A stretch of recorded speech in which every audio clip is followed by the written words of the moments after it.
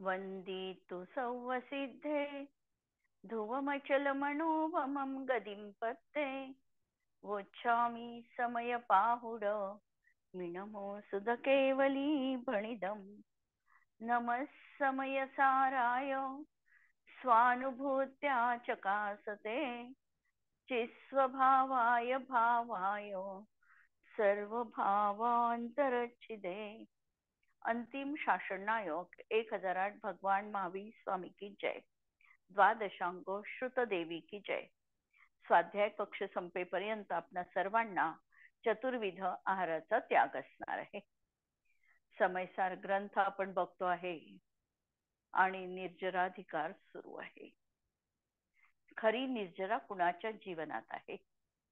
जो खरा सम्यक दृष्टी आहे, खरा सम्यक दृष्टी आहे याचा अर्थ ज्याला स्वपरभेद ज्ञान झालेला आहे असं द्रव्यानुयोग म्हणेल। कर्णानुयोग म्हणेल ज्याला मिथ्यात्व आणि अनंतानुबंधीचा अभाव आहे, तोच खरा निश्चयाने सम्यक दृष्टी आहे। तर निश्चयाने सम्यक दृष्टी कोण आहे याचं अगदी काटेकोर उत्तर आम्हाला चरणानुयोगाने कर्णानुयोगाने मिळणार आहे की ज्याच्या जीवनात अनंतानुबंधी आणि मिथ्यात्व यांचा अनुदय आहे, ज्याला आत्मप्रतीती आली आहे। आत्मा आणि अनात्मा काय हे भेदविज्ञान ज्याच्या जीवनात पुरेपूर उतरलेला आहे, तो खरा सम्यक दृष्टी। आणि असं सम्यक्त्व ज्या वेळेला प्राप्त होईल, आत्मप्रतीती येईल, त्या समयापासून त्याच्या जीवनात संवर आणि निर्जरा सुरू आहे। आणि जोपर्यंत हे जीवनात होत नाही, आत्म अनात्मके ज्ञानहीन जे जे करणी ते तन करण छीन। आत्मा आणि अनात्म्याचं ज्ञान नाही आहे आणि स्वतःला जर हा मानत असेल, बढाईखोरपणा करत असेल आणि मी सम्यक दृष्टी आहे अशी वल्गना जर त्याची जीवनात असेल, तर आचार्य सांगतात केवळ वल्गना केल्याने, केवळ शाब्दिक ज्ञान असल्याने, केवळ ग्रंथ रचना केल्याने, केवळ अनुव्रताचं पालन केल्याने, केवळ महाव्रती असल्याने, किंवा आम्ही भवाब्धी नौकामध्ये म्हणतो आम्ही अबू शिखरजीची कितीही पायदानं चढलो तरी आम्ही आत्मानुभवा वाचून कधीही नस मिळे त्याला थारा। आत्मानुभव नसेल तर मुक्तीचा उपाय अजून गवसला नाही। आम्ही काय वाचतो हे महत्वाचं नाही, काय जीवनात आमच्या आहे, आम्ही खऱ्या अर्थाने सम्यक दृष्टी आहो का, हा महत्वाचा प्रश्न आहे।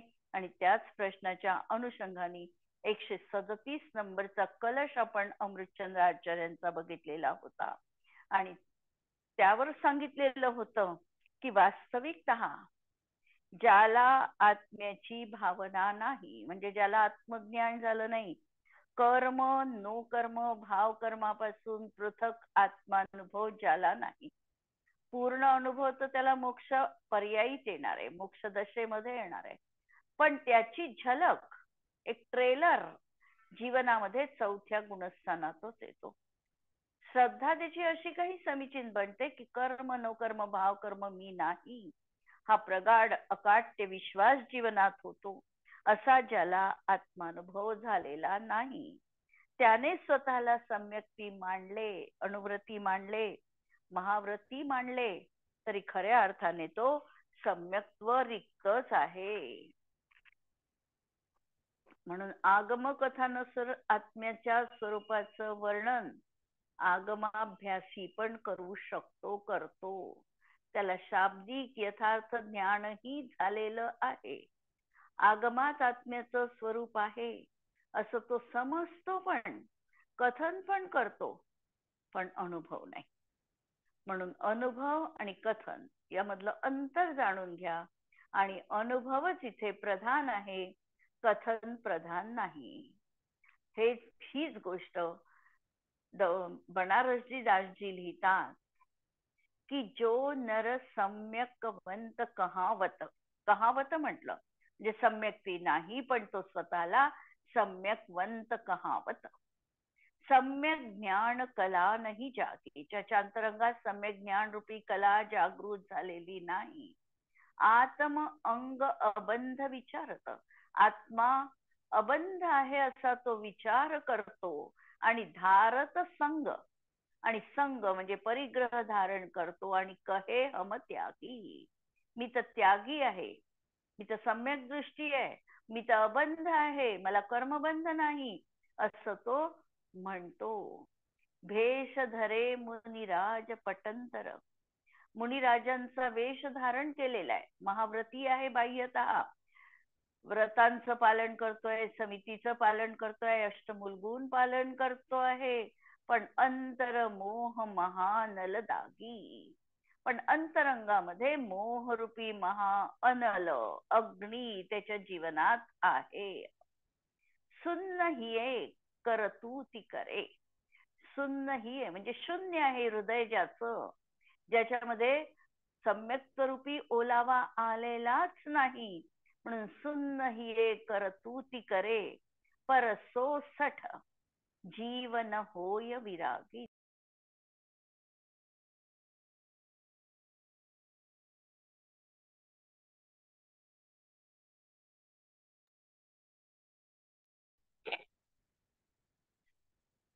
हॅलो.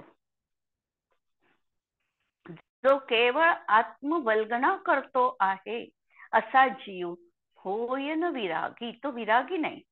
ग्रंथ रचे चरचे शुभ पंथ लखे, जग में व्यवहार सुपत्ता, व्यवहारामध्ये त्यांनी अनेक ग्रंथ रचले आहे. शुभभाव ज्याच्या जीवनात दिसतो आहे, व्यवहार ज्याच्या जीवनात आहे, साधी संतोष आराधी निरंजन, संतोषही आहे बाह्यतः, तीव्र कषाय पण त्याचे नाही, परिणाम देखील मंद आहे. आराधी निरंजन, निरंजन आराधनाही करतोय. देह सुसीख न लेई अदत्ता, देह सुकलेला आहे आणि कुणीही काही दिल्याशिवाय तो घेतही नाही. सगळं काटेकोरपणे मूलगुणांच्या पालनाचं वर्णन पंडित दौलतराम बनारसजी दासजी इथे करतात.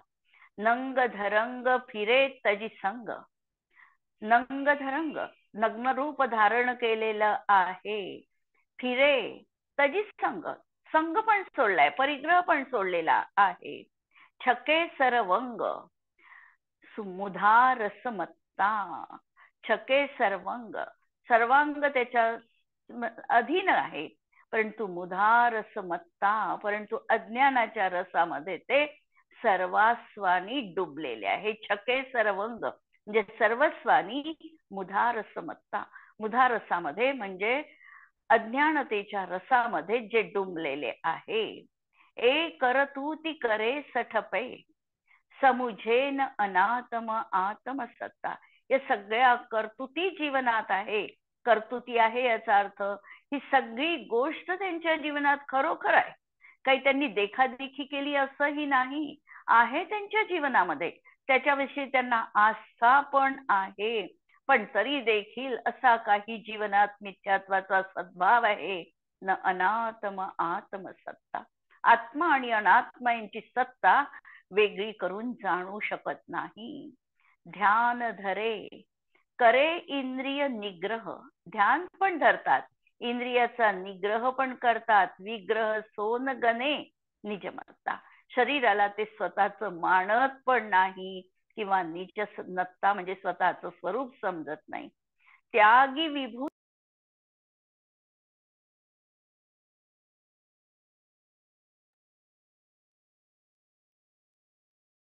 विभूतीचा त्याग केलेला आहे आणि विभूती मढे आणि भस्म त्यांनी फासलेला आहे. विभूती, दोन शब्द विभूती आले, पहिला त्यागी विभूती, विभूतीचा त्याग केला, आणि विभूती मढे, विभूती म्हणजे भस्म त्यांनी लावलेलं आहे. तन जोग गहे भवरोग विरक्ता, तन जोग गहे आणि भवरोग विरक्ता, मौन रहे लही मंद कषाय सहे बंध बंधन नो ही तत्ता, सगळं आहे जीवनात, मंद कशाई आहे, मौन धारण केलेलं आहे, भवरोगापासून विरक्त होण्याची त्यांची सगळी काही प्रयत्न सुरू आहे. एक परतुती अशा प्रकारची ते करतात आहे. करे सठपे समुझेन अनात्म आत्मसत्ता, तरी देखील आत्मा आणि अनात्मेची सत्ता वेगळी चालत नाही. भवाब्दी नौका आठवा, आणि भवाब्दी नौकेमधलं चित्रण वाचा. हेच चित्रण आम्हाला त्या ठिकाणी आम्हाला पाहायला मिळतं. आणि अशा तऱ्हेने त्यांनी शेवटी 2 ओळी इतक्या सुंदर लिहिलेले आहे की जो बिन ज्ञान क्रिया अवगाहे. जो बिन ज्ञान क्रिया अवगाहे, ज्ञानाशिवाय क्रिया करतात. और जो बिनु क्रिया मोक्ष पदच आहे. आणि क्रिया करायची नाही आणि मोक्षपद मिळालं पाहिजे असं म्हणतात. जो बिन मोख कहे मै सुखिया. आणि मोक्ष प्राप्त झाल्याशिवाय मी सुखी आहे असं जो मानतो सो अजान मूढनी मे मुखिया. तो मूर्खांमधला मूर्ख आहे. 2 ओळी परत ऐका शेवटच्या.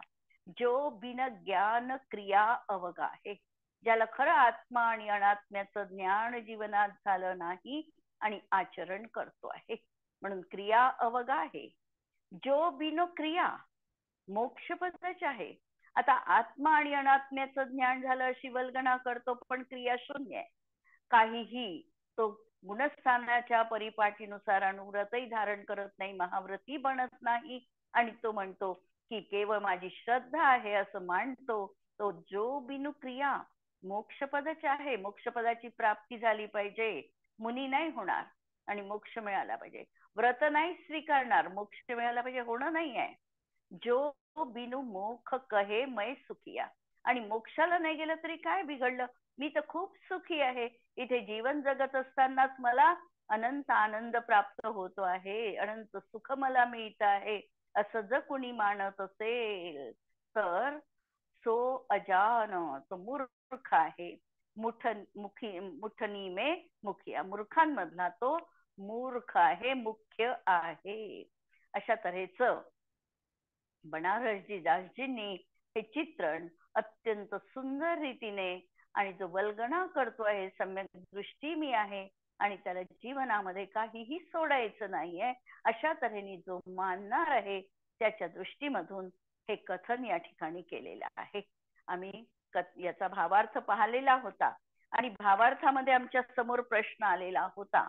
आम्ही 200 नंबरच्या म्हणजे 137 नंबरचाच कलश आहे आणि या कलशामध्ये भावार्थापर्यंत ठेपलो होतो आणि पुढे एक प्रश्न उपस्थित केलेला होता. येथे कोणी प्रश्न करील की व्रत समिती हे तर शुभ कार्य आहे. जर तुम्ही आता इतकं महाव्रताचं वर्णन केला, असं सगळ्या मौन आहे, तो ग्रंथ रचत आहे, सगळं विरक्त आहे, हे सगळं आम्हाला पटत आहे आणि अशा तऱ्हेने व्रत समिती आदी कार्य त्याच्या जीवनात तर शुभ कार्य दिसत आहे आणि त्याचे पालन करत असतानाही त्याला पापी का म्हटलो, हा प्रश्न आहे. कारण कलशामध्ये तो शब्द आलेला आहे की तो स्वयं पापी आहे, तो स्वयं पापी मिथ्या दृष्टी आहे. अशा प्रकारचे शब्द कलशामध्ये आचार्यांनी, अमृतचंद्र आचार्यांनी ठेवलेले आहे. प्रश्न त्या सहजच आहे की एवढ्या जर शुभक्रिया त्याच्या जीवनात दिसतात आहे, महाव्रती आहे, तर त्याला पापी का म्हणावं. प्रश्न महत्वाचा आणि अगदी योग्य असा प्रश्न आहे. उत्तर दिलेलं आहे. आता जो महाव्रती आहे पण अंतरंगामध्ये ज्याला भेद भावना झाली नाही, आत्मा आणि अनात्मा यांचं ज्ञान ज्याच्या जीवनामध्ये झालेलं नाही, तो खऱ्या अर्थाने महाव्रती आहे का, हा जर प्रश्न आम्ही उपस्थित केला तर त्याचं उत्तर आम्हाला मिळणार आहे की तो बाह्यतः कितीही महाव्रताचं पालन करत असला, 28 मूल गुणधारी असला, 5 महाव्रत त्यांनी स्वीकारले आहे, 5 समितींचं तो पालन करतोय, 7 इतर विशेष मूलगुणांचंही तो पालन करतोय, 6 आवश्यकही तो पाळतो आहे, इंद्रिय निरोध पण त्याच्या जीवनात आहे. पण एवढं सगळं असताना सुद्धा आत्मा आणि अनात्म्याला जाणत नाही, स्वपरभेद विज्ञान जीवनात नाही, तो मिथ्यात्वाच्याच भूमिकेत अजून आहे. म्हणून जो मिथ्या दृष्टी आहे त्याच्या जीवनात कर्णानुयोगानुसार जर आम्ही बघितलं तर किती कर्मांची आश्रव विच्युती किंवा बंध विच्युती आहे, एकही नाही. आश्रव मिथ्यात्व हे देखील त्याच्या जीवनात सुटलेलं नाही आणि मिथ्यात्वाने होणाऱ्या कर्म प्रकृतींची बंध विच्युती देखील त्याच्या जीवनात झाली नाही. परिणाम फक्त मंद झाले. पण लक्षात घ्या, अध्यात्म ग्रंथात त्यालाही शुभ परिणाम म्हटले नाही. हे समितीचं पालन असेल तरीही तो शुभ परिणाम अध्यात्म ग्रंथात म्हटल्या जात नाही. याचं कारण शुभोपयोग 4 ते 6 गुणस्थांपर्यंत आहे. पहिल्या 3 गुणस्थानात अशुभोपयोगच आहे. मग त्याला आम्ही एकदम अशुभोपयोगी म्हणायचं का? हाही आम्हाला प्रश्न पडतो. मग बाकीच्या अशुभोपयोगात आणि याच्यात काहीच फरक नाही का? हेही आमचे नेहमीचे प्रश्न आमच्या अंतरंगामध्ये उठत असतात. त्याला आम्ही अशुभोपयोगी म्हणून म्हणायचं नसेल तर व्यवहार आणि त्याची ती शुभ क्रिया आहे, त्याच्या क्रियेच्या माध्यमातून त्याला फक्त घातिया अघातिया कर्मांमधला शुभ प्रकृतींचा त्या ठिकाणी आश्रव बंद होईल, हे लक्षात घ्या. आणि कदाचित अत्यंत मंद परिणाम असेल तर स्थितीबंध जास्त होईल, अनुभाग बंद जास्त पडेल शुभ परिणामांमध्ये. बाकी काहीही फरक त्याच्या जीवनात होणार नाही. घाती कर्मापैकी एकही कर्म त्याचं निर्जरित होत नाही. अघाती पैकी देखील अशुभ कर्म रुक्त तात्पुरतं, पण निर्जरा मात्र होणं नाही. आणि म्हणून सिद्धांतामध्ये जोपर्यंत मिथ्यात्व जीवनात आहे तोपर्यंत हे मिथ्यात्व पापरूपच आहे. मिथ्यात्वाने आम्हाला आश्रवबंध रुपणार नाहीच. म्हणून सिद्धांतामध्ये पाप हे मिथ्यात्वालाच म्हटले आहे. जोपर्यंत मिथ्यात्व आहे तोपर्यंत सर्व शुभ अशुभ क्रियांनाही परमार्थाने पापच म्हटले, निश्चयाने पापच म्हटलेलं आहे त्याला. व्यवहार नयाच्या प्रधानतेने व्यवहारी जनांनी अशुभ सोडावे आणि शुभोपयोगाकडे वळावे, म्हणून शुभोपयोगास पुण्यही म्हटले आहे. विरोध नाहीये, कारण आमचा सातवा सिद्धांत आहे. आम्ही अनेकांतांनी कोणत्याही गोष्टीचं कथन करणार आहे. एखादी व्यक्ती पापामध्ये अत्यंत लिप्त आहे, सगळ्या प्रतिकूल गोष्टी ती करते आहे, हिंसेमध्ये प्रवृत्त आहे, खोटं बोलते आहे, अशांना अशुभामधून वाचण्यासाठी, मंद परिणाम तिचे होण्यासाठी, काहीतरी उत्थानाचा मार्ग तिच्या जीवनात दिसावा म्हणून, कुठेतरी पुरुषार्थाला ती लागावी म्हणून तिला प्रथमतः उपदेश दिला जाईल ही कदाचित की तू हे सगळं सोडून दे आणि शुभ कार्यामध्ये लाग, शुभ कार्याने तुला मोक्षाची प्राप्ती होईल, असा उपदेश तिला दिल्याही जाईल. पण जो शास्त्रज्ञ आहे, मर्मज्ञ आहे, तो मात्र त्यातील रहस्य जाणतो की अत्यंत चिखलात जो बरबटलेला आहे त्याला थोडासा आधार देऊन बाहेर काढण्यापुरतं हे तात्पुरतं सोल्युशन आहे, हे परफेक्ट सोल्युशन जीवनात नाही. ही गोष्ट आम्हाला योग्य रीतीने समजून घ्यावी लागणार आहे. कथन कुठे कुठे कोणकोणत्या अपेक्षेने येतं, ही सगळी अपेक्षा पाहावी लागणार आहे. आणि पहिल्या गुणस्थानाची भूमिका ज्याची आहे त्या भूमिकेमध्ये मिथ्यात्व जोपर्यंत सद्भावात आहे तोपर्यंत कोणत्याही प्रकारे त्याची कर्मविच्छुत्ती होत नाही, बंधविच्छुत्ती त्याची होत नाही. ही गोष्ट आम्हाला मनात पहिल्यांदा ठसवावी लागणार आहे. म्हणून पुण्य म्हटलं, कदाचित पुण्य म्हटलेलं असेल, परंतु तरी देखील ते खऱ्या अर्थाने मोक्ष मार्गातला कार्यकारी असं पुण्यानुबंधी पुण्य असत नाही. परत येथे पुन्हा आशंका उत्पन्न होते की परद्रव्यामध्ये जोपर्यंत राग आहे तोपर्यंत मिथ्यात्व आहे असं म्हटलं आहे. हे आम्हास समजले नाही.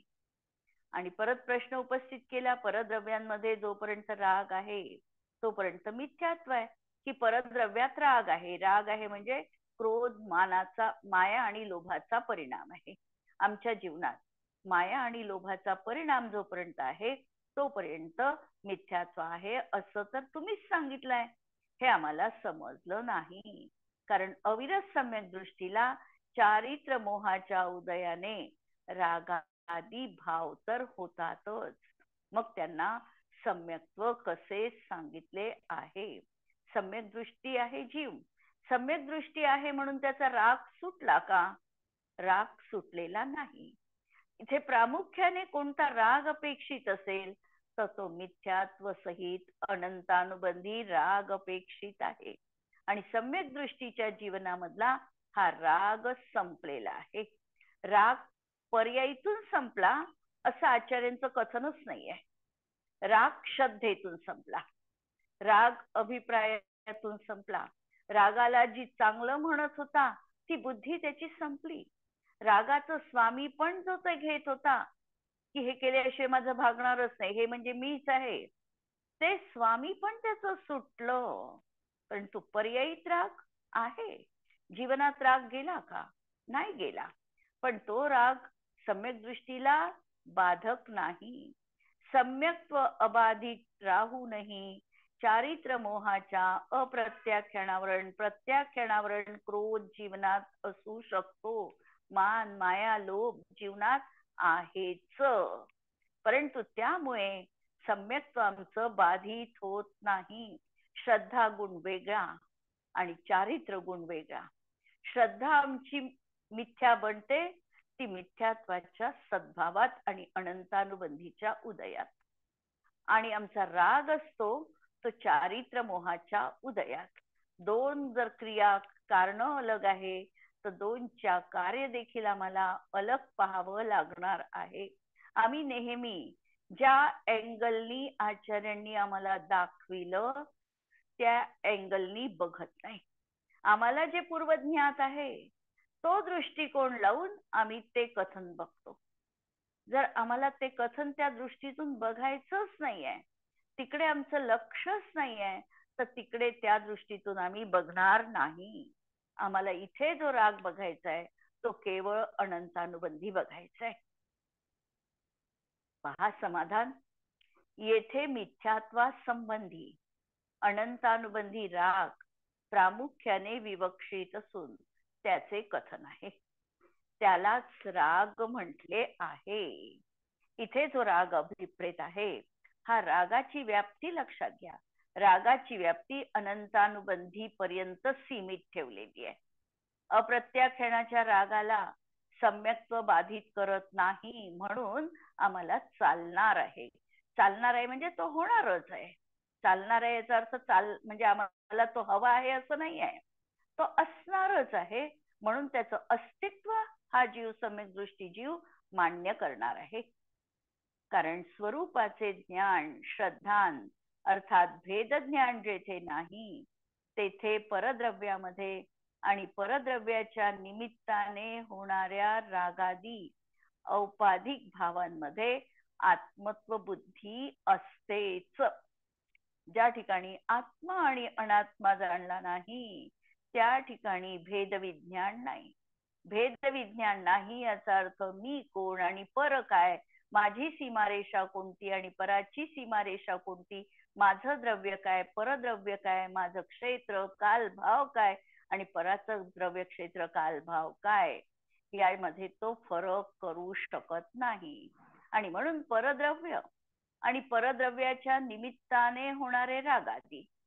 राग का जीवनात आला तर राग जीवनात आला कर्माच्या उदयात. म्हणून आश्रवाधिकारामध्ये त्यांनी आपली भूमिका तिथे ठेवलेली होती की राग का आला तर कर्माच्या उदयात आला. जो कर्माच्या उदयात आहे त्याला जीवानी स्वतःच का मानावं. म्हणून त्याला सांगितलं तू ज्याच्या उदयात आलाय, ज्याच्या सोबत आहे, जो ज्याच्याशी अगदी नातं जोडून आहे, तू त्याच्याच सोबत राहा, मला तुझी गरज नाही. म्हणून राग असा परद्रव्याच्या निमित्ताने राग होतो. म्हणून रागादी जो भाव आहे या भावाला औपाधिक भाव म्हटलं. औपाधिक का? कर्माच्या उपाधीने झाला म्हणून. दोन शब्द औपाधिक आणि औदैक. औदैक कर्माच्या उदयात आहे तो औदैक आणि कर्माच्या उपाधीने झाला तो औपाधिक. औपाधिक मध्ये चारही भाव येऊ शकतात. उपशम क्षय क्षयोपशमिक आणि उपशम क्षय क्षायोपक्षमिक आणि औदैक. पण औदैक भावात केवळ एक औदैकच भाव येणार, म्हणून दोन मध्ये फरक. इथे औपाधिक भाव घेतले म्हणजे सगळेच्या सगळे भाव. यामध्ये आत्मत्व बुद्धी त्याची असते, कुणाची? मिथ्या दृष्टीची. आणि प्रीती आणि अप्रीती देखील निर्माण होते. आणि इष्ट अनिष्ट बुद्धी याची सतत रस्सीखेच जीवनात सुरू असते. पदार्थ पाहला नाही, त्याचं ज्ञान झालं नाही की हे चांगलं आहे, हे वाईट आहे, हे माझं आहे, हे तुझं आहे, हे मला सोडायचं आहे, हे ग्रहण करायचं आहे, एवढी ही अशी भावना आमच्या कळत न कळत अनंतानुबंधी जनित राग जीवनात सुरू होऊन जातो. वस्तू जाणण्याची देर की आमचं ज्ञेयार्थ परिवर्तन सुरू होऊन जातं. आणि म्हणून प्रीती अप्रीतीची भावना देखील जीवनात आहे. तेव्हा त्यास भेद विज्ञान नाही असे समजावे. अशा जीवाला निश्चित भेद विज्ञान नाही. मुनिपद घेऊन व्रत समितीचे पालन करतो तेव्हा सुद्धा जर जीवांची रक्षा शरीरादी विषयक यत्नाचार प्रवृत्ती शुभ परिणाम इत्यादी परद्रव्यांसंबंधी भावांनी मोक्ष होतो असे मानत असेल. काय मुनिपत्त अंगीकार केलं, मुनिव्रतांचं बाह्य रूप समजून घेतलं, समिती कशी असते, गुप्ती कशी असते, व्यवहार नयाच्या दृष्टीतून या सगळ्या जमेच्या बाजू त्यांनी ज्ञात करून घेतल्या. पण खऱ्या अर्थाने मुनिव्रत हे निश्चयपरक कसं असतं याचं मात्र ज्ञान नाही. म्हणून मुनिपद धारण केलं, व्रत समिती पाळली, पण व्रतामध्ये देखील बाह्यतः प्रवृत्ती आणि अंतरकरण रूप प्रवृत्ती. जेव्हा व्रताला तो बाह्य क्रिया समजेल आणि अंतरंगामध्ये 12 कषायांचा अनुदय असेल, दोन गोष्टी असणार आहे खऱ्या अर्थाने व्रतीच्या जीवनात. अंतरंगात 12 कषायांचा अनुदय आणि बाह्यतः मुनिव्रतांचं आचरण असेल तर खरी ती मुनिव्रत आहे. म्हणून असं व्रत त्याला ज्ञात नाही. म्हणून व्रत समितीचं पालन बाह्यतः तो करतो आहे आणि तेव्हा सुद्धा त्याच्या मनात हा भाव आहे की मी जीवाची रक्षा करतो आहे, शरीराविषयी यत्नाचार प्रवृत्ती माझी करतो आहे, शुभ परिणाम करतो आहे, आणि हे जे भाव मी शुभरूप भाव करत आहे त्या भावानी मला मोक्ष होणार आहे. पहा, शुभ भावांनी मोक्ष कदापि होत नाही हा निश्चय आहे. शुद्ध वितराग भावांनी संवर निर्जरापूर्वक मोक्षाची प्राप्ती होते हा निश्चय आहे. पण हा निश्चय ज्याला समजलाच नाही आणि या केवळ क्रियांमध्ये जो स्वतःला मशगूल करून हा क्रिया म्हणजेच मोक्षाचं साधन आहे असं मानतो. खूप महान या ठिकाणी सिद्धांताचार्यांनी सांगितलेलं आहे की मी परजीवांची रक्षा करतो हा भाव, परकर्तृत्वाचा भाव जीवनात जोपर्यंत आहे तोपर्यंत मिथ्यात्व आहे. मी परजीवांची रक्षा करू शकत नाही. माझा आणि त्यांचा निमित्त नैमित्तिक संबंध आहे. माझ्या माध्यमातून कोणत्याही जीवाची विराधना होऊ नये अशी अप्रमत्त वृत्ती असणं अलग, आणि मी दुसऱ्याला वाचवू शकतो ही वृत्ती असणं अलग. दोन गोष्टींमधला तारतम्य लक्षात घ्या. कथन ऐकून आम्हाला एकांती बनायचं नाही, जीवाला वाचवू नये असा आचार्यांचा उपदेश नाही, पण आम्हाला आमच्या अंतरंगामध्ये काय समजायचं आहे, मूळ गाभा कुठे पकडायचा आहे हे महत्वाचं आहे.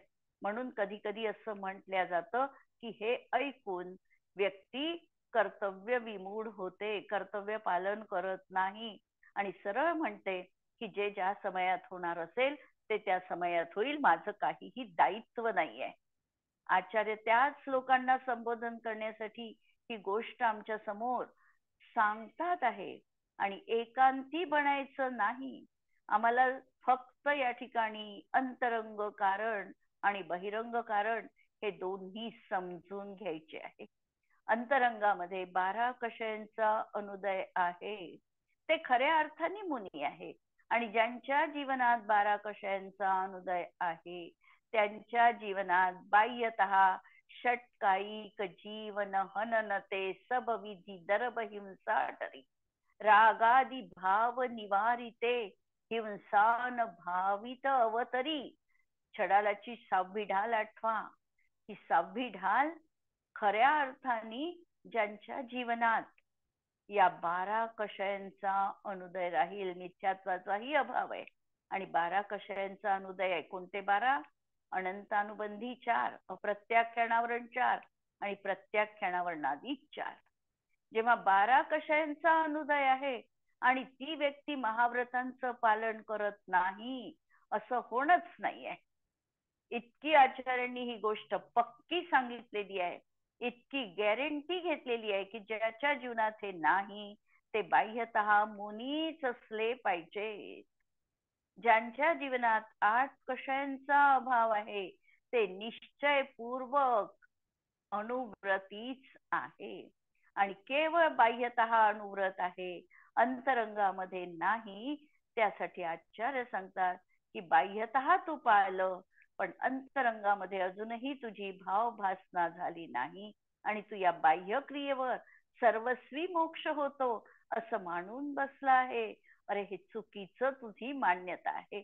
मान्यता आम्हाला बदलायची आहे आणि म्हणून आचार्य इथे अगदी प्रामाणिकपणे हे सांगतात आहे की ह्या जीवांची रक्षा शरीरादी विषयक यत्नाचार प्रवृत्ती, याचा अर्थ समितीचं पालन, शुभ परिणाम, 6 आवश्यकादी इत्यादी परद्रव्य संबंधी, हे सगळे परद्रव्य संबंधी भाव आहे.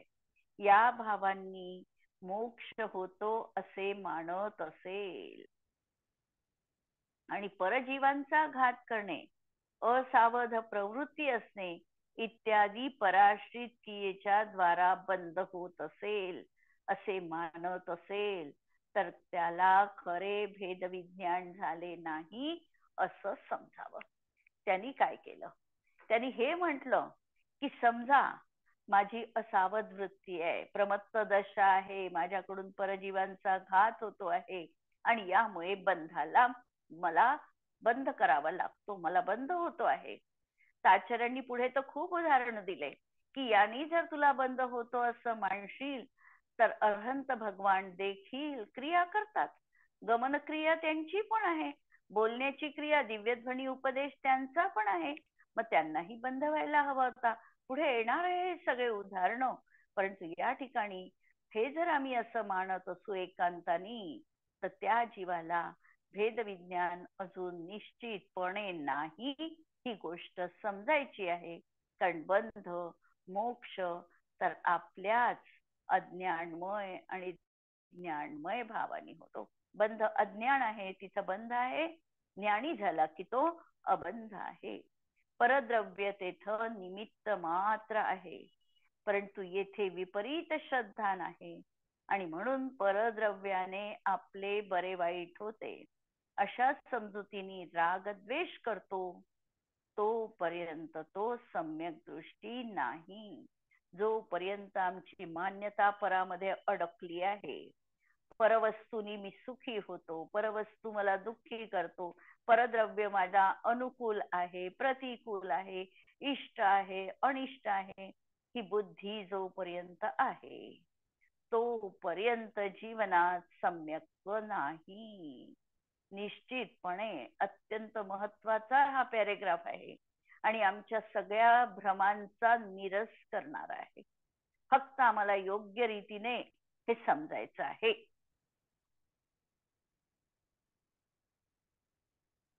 आपण यावर आता उद्याला बघूया आणि प्रश्न असेल तर व्हॉट्सअपवर पाठवू शकता. जिनवाणी के ज्ञान ते सूझे लोकालोक, सो जिनवाणी मस्तक नमो सदा देत हो घो. नमो अरिहंताणम, नमो सिद्धाणम, नमो आयर्याणम, नमो वज्रायाणम, नमो लोए सवसाहुणम. सर्वांना जय जिनेंद्र.